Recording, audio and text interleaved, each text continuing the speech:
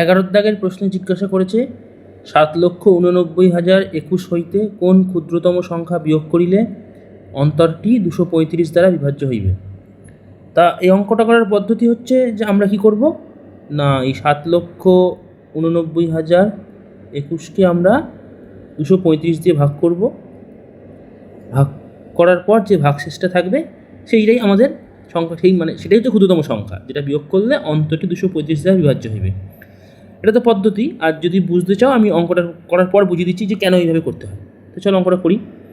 তো প্রথমে 3 দিয়ে যাবে, 3 5 15 5 হাতে রইল 1, 3 3 9 1 10 0 হাতে রইল 1, 3 3 6 7, 705 হলো, এখানে বিয়োগ করলে 4 8 0, আবার 3 দিয়ে যাচ্ছে, 3 দিলে আবার সেই 705, 5 10 5 হাতে রইল 1, 3, এবার 2 নাবছে, 5 দিয়ে যাবে মনে হচ্ছে, এটা 5 5 25 5 হাতে রইল 2, 5 3 15 2 17 7 হাতে রইল 1, 5 2 10 আর একে 11, তাহলে 7, এখানে 8 থেকে করলে 7 হবে, 2 হলো 1, তাহলে 177, এদিকে 1 নামলো।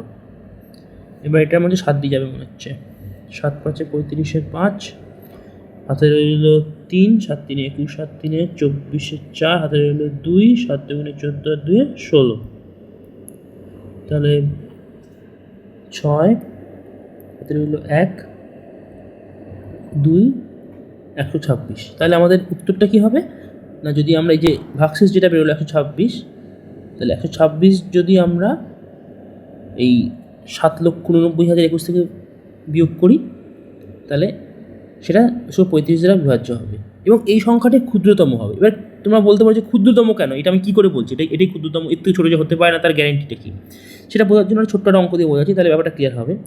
মনে করো প্রশ্নটা করেছি যে 10, মানে ধরো এটার জায়গায় 10 দেওয়া আছে আর 235 জায়গায় 3 দেওয়া আছে, মানে 10 হইতে কোন ক্ষুদ্রতম সংখ্যা বিয়োগ করিলে অন্তরটি 3 দ্বারা বিভাজ্য হবে। তাহলে আমরা কী করবো, 3 দিয়ে ভাগ করবো, 3 3 9 1, এই একটা হচ্ছে ক্ষুদ্রতম। তার কারণটা কী, আমরা জানি এই ভাগশেষ কথার মানেটা হচ্ছে, আমরা যদি সংখ্যা লাইনটা টানি তো এটা 0, এটা 1 2 3 4 5 6 7 8, এটা 9, এটা 10। এবার 3 3 করা মানে কি, 3 ঘর 3 ঘর করে লাভ মারে, প্রথমে 0 ছিল, 3 একে 3, তাও 3 2 6, আমরা কী করছি 10-এর কাছাকাছি যাওয়ার চেষ্টা করছি, কত কাছে যেতে পারবো, 3 3 9 হলো।